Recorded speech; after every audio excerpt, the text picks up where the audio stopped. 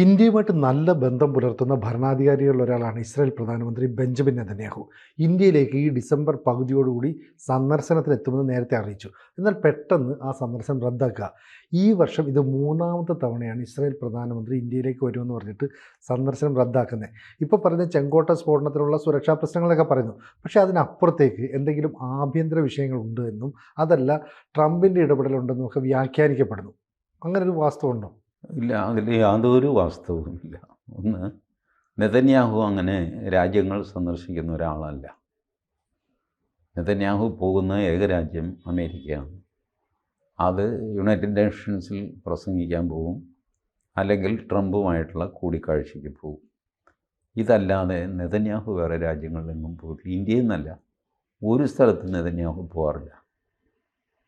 ഒന്ന്, അസാമാന്യമായ സെക്യൂരിറ്റി പ്രശ്നം. നമ്മൾ വിചാരിക്കുന്ന പോലെയല്ല. ഒരു പക്ഷേ ലോകത്തിലെ നമ്പർ 1 സെക്യൂരിറ്റി ഇഷ്യൂസുള്ള ഒരാൾ നെതന്യാഹുവാണ്. തത്തുല്യമായ സെക്യൂരിറ്റി പ്രശ്നം പുടിനും ഉണ്ട്. ഒരുപാട് രാജ്യങ്ങളുടെ ശത്രുത, വെറും ഗ്രൂപ്പ്സിൻ്റെ അല്ല.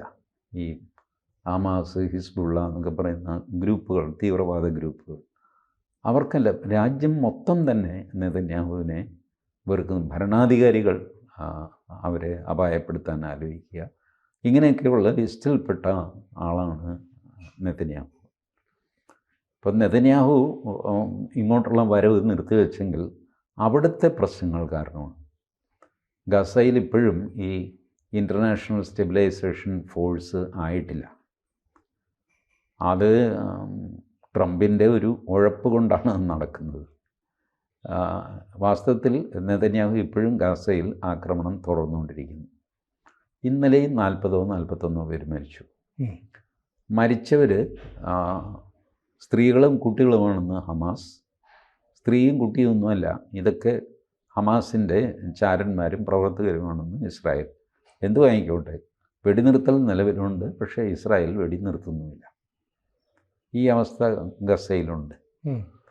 അപ്പോൾ നെതന്യാഹുവിന് പല കാരണങ്ങളുമുണ്ട്. അവിടുന്ന് മാറാൻ പറ്റില്ല എന്നുള്ള സ്ഥിതി വന്നിട്ട് അദ്ദേഹം പോകുന്നില്ല. അല്ലാതൊരു മെസ്സേജ് അതിലില്ല. ഇല്ലെന്ന് ഗവൺമെൻറ് ഓഫ് ഇന്ത്യ വിദേശകാര്യ വകുപ്പിൻ്റെ വക്താവും വ്യക്തമാക്കി. ദില്ലി സ്ഫോടനവുമായിട്ടോ അല്ലെങ്കിൽ ഇന്ത്യയിൽ വന്നാൽ ആരെങ്കിലും അപായപ്പെടുത്തുമെന്ന് വിചാരിച്ചിട്ടോ ഒന്നുമല്ല. അദ്ദേഹത്തിൻ്റെ അസൗകര്യം കൊണ്ട് അദ്ദേഹം മാറ്റിവെച്ചു. നമ്പർ 2, ഇന്ത്യയിൽ അടിയന്തരമായിട്ട് നെതന്യാഹു വന്നിട്ട് നമുക്ക് പ്രത്യേകിച്ച് ഒന്നും കിട്ടാനൊന്നുമില്ലല്ലോ. നെതന്യാഹുവിനും കിട്ടാനില്ല. ഒരു സൗഹൃദ സന്ദർശനമാണ്. ഇപ്പോൾ പറ്റില്ല, 6 മാസം കഴിഞ്ഞു, ശരി 6 മാസം, അടുത്ത വർഷം, ശരി അടുത്ത വർഷം. അങ്ങനെ എത്രയോ പേര് എത്രയോ സന്ദർശനങ്ങൾ മാറ്റിവെക്കുന്നു. മോദി ചെല്ലാമെന്ന് പറഞ്ഞ പല സ്ഥലത്തും നമ്മൾ മോദി മറ്റെന്തെങ്കിലും പ്രോഗ്രാം വന്നു അവരെ അറിയിക്കും, ഞാൻ വരുന്നില്ല കേട്ടോ എന്ന് പറഞ്ഞ് അറിയിക്കും. ഇതൊരു സർവ്വസാധാരണമായ കാര്യം മാത്രമാണ്. ഒരു പ്രത്യേക ആവശ്യത്തിന് വേണ്ടിയിട്ട് ഒരു ഉച്ചകോടി, ഒരു പ്രശ്നപരിഹാരം, അതിൻ്റെ ചർച്ച ഒക്കെ ആണെങ്കിൽ അതിൽ ഞാൻ വരുന്നില്ല, ഞാൻ മാറ്റിവെച്ചു എന്ന് പറഞ്ഞാൽ അതിനകത്തൊരു മെസ്സേജുണ്ട്. എനിക്കതെന്തോ ഇഷ്ടക്കുറവാണ് എന്നുള്ള ഒരു മെസ്സേജുണ്ട്. അതല്ലാതെ സൗഹൃദ സന്ദർശനം, ഞാൻ സിനിജിയുടെ വീട്ടിൽ വരാം, ശരി നമുക്ക് 30-ാം തീയതി ഞാൻ വരും എന്നൊക്കെ പറയുന്നു.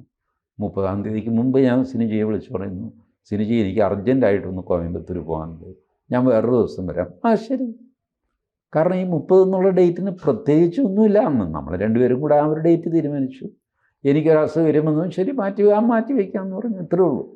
ജോ ബൈഡൻ ഭരണകാലത്ത് അമേരിക്ക നൽകി വന്ന സഹായം പെട്ടെന്ന് ഇസ്രായേലിൽ നിന്ന് നിർത്തിവെച്ചു. ആയുധങ്ങളില്ലാതെ വരുന്നൊരു അവസ്ഥയുണ്ടായി യുദ്ധസമയത്ത്. അന്ന് മറ്റൊരു രാജ്യമാണ് ഞങ്ങളെ സഹായിച്ചതെന്ന് നെതന്യാഹു തുറന്നു പറഞ്ഞു. പിന്നീട് ആ രാജ്യം ഇന്ത്യയാണെന്ന് നമുക്ക് വ്യക്തമാവുകയും ചെയ്തു. ഇവിടെ ഇപ്പം പാകിസ്ഥാനുമായിട്ട് ഇന്ത്യ യുദ്ധസമാനമായ ഒരു സാഹചര്യത്തിലൂടെ കടന്നു പോകുന്നു.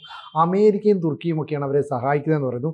ഈ സമയത്താണ് തുടർച്ചയായിട്ട് ഈ വർഷത്തിൻ്റെ 3ാമത്തെ തവണയും നെതന്യാഹു ഈ സന്ദർശനത്തിൽ നിന്ന് പിൻവാങ്ങുന്നത്. ഇതിനെയാണ് ജിയോ പൊളിറ്റിക്സിൽ വലിയ രീതിയിൽ വ്യാഖ്യാനിക്കപ്പെടുന്നത്. അതുകൊണ്ടാണ് ചോദിച്ചത്. അല്ല, അത് ഇതുപോലത്തെ ഒരുപാട് വ്യാഖ്യാനങ്ങളും ഉണ്ടാവും. എന്ത് ചെയ്യാൻ പറ്റും?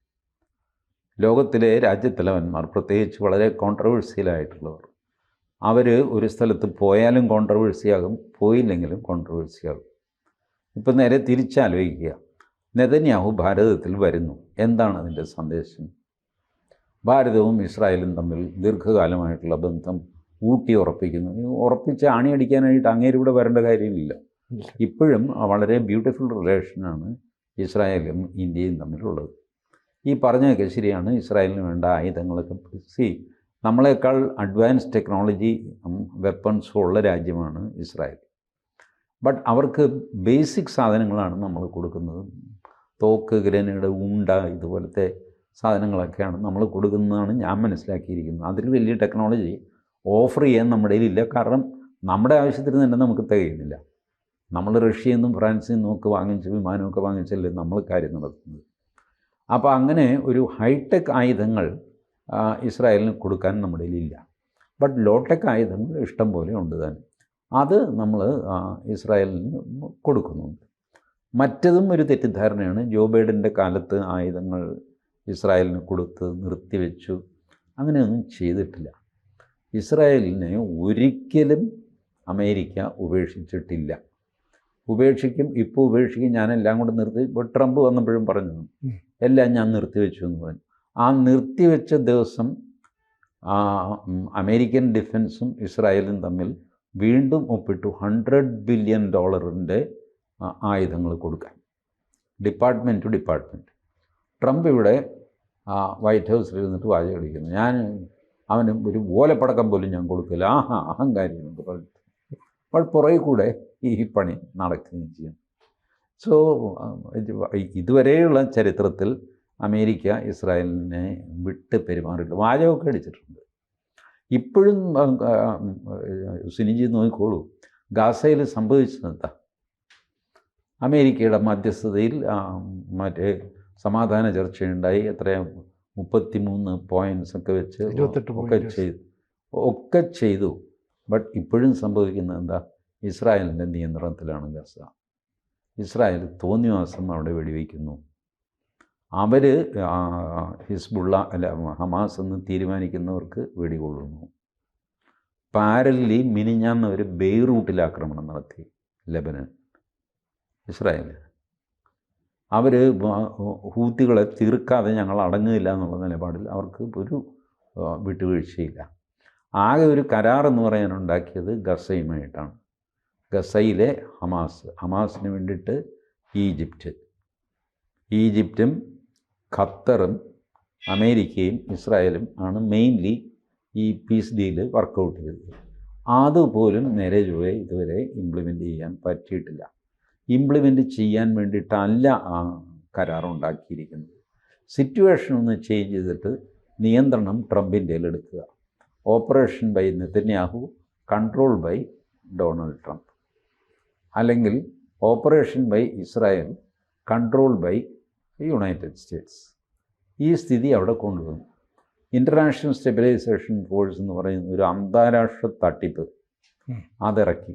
അതിൽ ഞങ്ങളൊക്കെ പങ്കുചേരാമെന്നൊക്കെ പറഞ്ഞിട്ട് നമ്മളുടെ പാവം ഇന്തോനേഷ്യ, അസർബൈജാൻ, അപ്പോൾ അവർ വലിയ ആൾക്കാരാണ്, പാകിസ്ഥാനെയൊക്കെ സഹായിക്കുന്നവരാണ്, ഞങ്ങൾ വരാമെന്നൊക്കെ പറഞ്ഞു. അപ്പോൾ മുസ്ലിം രാജ്യങ്ങൾ വേണം ഈ ഇൻ്റർനാഷണൽ സ്റ്റെബിലൈസേഷൻ ഫോഴ്സിൽ. അതിൻ്റെ നേതാവായിട്ട് നമ്മുടെ ഇംഗ്ലണ്ടിൻ്റെ മുൻ പ്രധാനമന്ത്രി ഉണ്ടല്ലോ, അയാളുടെ പേര് ഇപ്പോൾ എനിക്ക് വരുന്നില്ല, അയാളാണ് ഈ കമ്മിറ്റിയുടെ നേതാവ്. പക്ഷേ ബാക്കിയുള്ളതെല്ലാം മുസ്ലിം രാജ്യങ്ങൾ. അങ്ങനെയാണ് പാകിസ്ഥാനും ചാടി വീഴുന്നത്. ഞങ്ങൾ വരാം എന്നൊക്കെ പറഞ്ഞു. ഇസ്രായേൽ സ്വാഗതം ചെയ്തു പാകിസ്ഥാൻ. കൊള്ളാം വാങ്ങുന്നു. ജോർഡാൻ മാത്രമാണ് മടിച്ചു നിന്നത്. കാരണം ജോർഡാൻ രാജാവ് അന്നും പറഞ്ഞു, ഞാനിതിൽ പോയി തലവെച്ച് കഴിഞ്ഞാൽ സംഭവിക്കാൻ പോകുന്നത്, ഞങ്ങൾ പോകുന്നത് എന്തിനാണ്? ഗസയിൽ പോകുന്നത് ഹമാസിനെ നിരായുധീകരിക്കാൻ. ഹമാസ് പറഞ്ഞിരിക്കുന്നത് എന്താ? പ്രാണം പോയാലും വേണ്ടില്ല, ഞങ്ങൾ ആയുധം താഴെ വയ്ക്കില്ല. നിങ്ങൾ കൊന്നോ, പക്ഷെ ഞങ്ങൾ ആയുധം താഴെ വയ്ക്കില്ല. ഇതാണ് ഹമാസ് പറയുന്നത്. അപ്പോൾ എന്ത് ചെയ്യേണ്ടി വരും? ബലപ്രയോഗം നടത്തേണ്ടി വരും. ബലപ്രയോഗം നടത്തുന്നത് എന്ത് സംഭവിക്കും? ഹമാസ് എൻ്റെ ശത്രുവായിട്ട് മാറും. ഇപ്പം ഞാൻ ന്യൂട്രലായിട്ട് നിൽക്കുന്നവൻ ജോർഡാൻ, ഞാൻ ഹമാസിൻ്റെ ശത്രുവായിട്ട് മാറും. ഈ പണ്ടാരക്കാലെല്ലാം കൂടെ ജോർഡാനിൽ എന്നെ ഉപദ്രവിക്കാൻ തുടങ്ങും. ഞാൻ എന്തിനാണ് ഈ കുന്തത്തിൽ തലവയ്ക്കുന്നത്? ഇതാണ് ജോർഡാൻ്റെ നിലപാട്. ബട്ട് അവസാനം പ്രഷറൊക്കെ വന്ന് കഴിഞ്ഞപ്പോൾ ശരി ഇൻ്റർനാഷണൽ സ്റ്റെബിലൈസേഷൻ അയക്കാൻ. അങ്ങേരും എല്ലാം 4-5 പട്ടാളക്കാരെ പുള്ളി നൈസായിട്ട് ഊരും. ഖത്തറിന് ഒരു താല്പര്യമില്ല ഇത്. ഖത്തറിന് ആകെ ഉണ്ടായ ഒരു ക്ഷീണം, ഇസ്രായേൽ അവിടെ കയറിയിട്ട് ഒരു മിന്നലാക്രമണം നടത്തി. അതവർക്ക് വലിയ ക്ഷീണമായിപ്പോയി. അതവർ ടേക്കപ്പ് ചെയ്തു. അമേരിക്ക നെതന്യാഹുവിനോട് പറഞ്ഞു ഒരു സോറി പറയടാന്ന്. സോറി 1-10 പറഞ്ഞേക്കാം, കാര്യം നടന്നില്ല, ഇനിയിപ്പോൾ സോറി പറഞ്ഞു. അങ്ങനത്തെ ഡൈനാമിക്സാണ് അവിടെ നടന്നുകൊണ്ടിരിക്കുന്നത്. ഇപ്പോഴും ആ സാധനം ഗസ എന്ന് പറയുന്ന സ്ട്രിപ്പ് ഇസ്രായേലിൻ്റെ കയ്യിലാണ്, തദ്വാര അമേരിക്കയുടെ കയ്യിലാണ്. കൂടാതെ ഇസ്രായേൽ വെസ്റ്റ് ബാങ്കിൽ നിന്നും ഇവരെ അടിച്ച് ഒരു മൂലയ്ക്ക് ഒതുക്കാൻ നോക്കുന്നു. Everything remains. ഈ ഡൈനാമിക്സിൻ്റെ നടുക്ക് ഇന്ത്യയിൽ നെതന്യാഹു വന്നാലും വന്നില്ലെങ്കിലും പ്രത്യേകിച്ച് നമുക്ക് ഒന്നും ചെയ്യാനില്ല. അല്ല, ഇസ്രായേലിൻ്റെ ടെക്നോളജി എന്നൊക്കെ പറയുന്നത് ലോകത്ത് തന്നെ അതിശയിപ്പിക്കുന്നതാണ്. അത്തരം ടെക്നോളജി, സാങ്കേതിക വിദ്യയുമായിട്ട് ഇന്ത്യ സഹകരിക്കുന്നത്, ഇന്ത്യയായിട്ട് നല്ല ബന്ധമുണ്ട്, അങ്ങനെയൊക്കെയാണ് നാരേറ്റീവ്. പക്ഷേ ഇവിടെ നെതന്യാഹു വരുന്നില്ല എന്ന് പറയുമ്പോൾ ഇതുവരെ പറഞ്ഞതൊക്കെ കള്ളമാണ്, ഇന്ത്യയുമായിട്ട് പിണങ്ങി നെതന്യാഹു എന്നൊക്കെ രീതിയിൽ രാജ്യങ്ങൾ അത് പ്രചരിപ്പിക്കുന്നു. ആഘോഷിക്കുന്നവരുണ്ട്. ഇന്ത്യയിൽ നെതന്യാഹു വരുന്നതിനെ എതിർക്കുന്നവരാണ് ഇസ്ലാമിസ്റ്റുകൾ, ഇടതുപക്ഷക്കാർ. നെതന്യാഹു വാർ ക്രൈം നടത്തിയ ആളാണ്, അയാളെ തൂക്കിക്കൊല്ലാൻ ഇൻ്റർനാഷണൽ ക്രിമിനൽ കോർട്ടിൻ്റെ വിധിയുണ്ട്. അതെന്നൊക്കെ പറഞ്ഞ് ഇപ്പോൾ ഡൽഹിയിൽ ഇങ്ങനെ വന്നു കഴിഞ്ഞാൽ ഇമ്മീഡിയറ്റ് അറസ്റ്റ് ചെയ്തിട്ട് ഇവർക്ക് ഹമാസിന് ഹാൻഡ് ഓവർ ചെയ്യണം എന്നൊക്കെ സ്വപ്നം കാണുകയും വിളിച്ചു പറയുകയൊക്കെ ചെയ്യുന്ന ടീമുണ്ട്. അവരെ സമയത്തോളം നെതന്യാഹു വരുന്നില്ല എന്ന് പറയുമ്പോൾ അവരുടെ എന്തോ വിജയമാണെന്ന് അവർക്ക് തോന്നും. അതൊക്കെ താൽക്കാലിക. ആർക്കാ വിജയം ആഘോഷിക്കാൻ പാടില്ലാത്തത്? ഇതുപോലത്തെ ആളുകൾ, ഞാൻ പറഞ്ഞില്ലേ, കോൺട്രവേഴ്സ്യലായിട്ടുള്ള ലോക നേതാക്കൾ, അവരെവിടെയെങ്കിലും പോയാൽ വാർത്തയാണ്, പോയില്ലെങ്കിൽ വാർത്തയാണ്. അവരെന്തെങ്കിലും സംസാരിച്ചാൽ വാർത്തയാണ്, അവർ മിണ്ടാതിരുന്നാലും വാർത്തയാണ്. അപ്പോൾ ആ ഒരു പ്രാധാന്യം മാത്രമേ ഇതിനുള്ളൂ. ഇന്ത്യയിലെ ഇസ്ലാമിസ്റ്റുകൾക്കും ഇടതുപക്ഷത്തിനും അവർക്ക് ആശ്വസിക്കാം. കണ്ടില്ല, നെതന്യാഹു വരുന്നില്ല, അങ്ങനെ വരില്ല, കാല് കുത്തിയാൽ അവനെ പിടിക്കും, ഇങ്ങനെയൊക്കെ പറഞ്ഞ് പൊങ്ങച്ചടിച്ച് നടക്കാം. അതല്ലാതെ പ്രയോജനമൊന്നുമില്ല. യാഥാർത്ഥ്യം ഇതാണ് ശരിക്കും ഈ നെതന്യാഹു വരാത്തതിൻ്റെ. പിന്നെ അയാൾ വേറെ കാര്യങ്ങളിൽ ബിസിയാണ്. ഇതൊരു അബ്സല്യൂട്ട്ലി സൗഹൃദ സന്ദർശനമാണെന്നേ. ഇപ്പോൾ മാർപ്പാപ്പ ഇന്ത്യയിൽ വരുന്നു, ഒരു ഡേറ്റ് തീരുമാനിച്ചിട്ടില്ല. എന്താ തീരുമാനിക്കാത്തത്? അത് വേണമെങ്കിൽ അതിലൊരു കഥയുണ്ടാക്കാം നമുക്ക്. ഡേറ്റ് തീരുമാനിച്ചില്ല, മാർപ്പാപ്പയെ ഇൻവൈറ്റ് ചെയ്ത് പുള്ളി പറയാൻ സന്തോഷം, ഞാൻ വരാൻ ഒരു ദിവസം കേട്ടോ എന്ന് പറഞ്ഞു. ഇത്രയേ ഉള്ളൂ. അത് പിന്നെ എന്ന് വരും എന്ന് തീരുമാനിക്കാത്തതിന് വേറൊരു മീനിങ് ഉണ്ട് എന്നൊക്കെ പറയുന്നതിൽ കഥയൊന്നുമില്ല. ഇതൊക്കെ ഏതെങ്കിലും ഒരു ദിവസം ശരി എന്നാൽ പൊക്കളയാം എന്ന് പറഞ്ഞ് ഇറങ്ങി പുറപ്പെടും, വരും. ഇതാണ് അതിൻ്റെ സംഗതി. കാരണം ഈ സിഗ്നിഫിക്കൻസ് ഇല്ലാത്ത വിസിറ്റാണിതല്ല. മാർപ്പാപ്പയുടെ ഇന്ത്യൻ വിസിറ്റാണെങ്കിലും നെതന്യാഹുവിൻ്റെ ഇന്ത്യൻ വിസിറ്റാണെങ്കിലും പ്രത്യേകിച്ചൊരു മെസ്സേജോ പ്രത്യേകിച്ചൊരു ജോലിയോ ഒന്നും ചെയ്യാനൊന്നുമില്ല. നാട് കാണാൻ, സൗഹൃദം പുതുക്കാൻ ഒക്കെ ആയിട്ട് വരുന്നു, അത്രയേ ഉള്ളൂ. നമ്മൾ തമ്മിൽ എത്രയോ പരിചയമുണ്ട്. സ്റ്റിൽ സിനുജി എൻ്റെ വീട്ടിൽ വരിക, ഞാൻ സിനുജിയുടെ വീട്ടിൽ വരിക എന്ന് പറയുന്ന ചെറിയൊരു ആഘോഷം, അതേ ഉള്ളൂ. ആ ആഘോഷം മാറ്റി വെച്ച് കഴിഞ്ഞാൽ ആകാശമൊന്നും ഇടിഞ്ഞു വിടാനൊന്നുമില്ല. കൂടുതൽ വാർത്തകളും വിശേഷങ്ങളും നിങ്ങളിലേക്ക് എത്താൻ ABC മലയാളം സബ്സ്ക്രൈബ് ചെയ്യുക, ബെൽ ബട്ടണും അമർത്തുക.